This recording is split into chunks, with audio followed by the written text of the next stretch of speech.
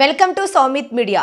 రామ్ చరణ్ కథానాయకుడిగా శంకర్ దర్శకత్వంలో రూపొందిన political action entertainer game changer Sankranti సందర్భంగా జనవరి 10న ప్రేక్షకుల ముందుకు రానుంది.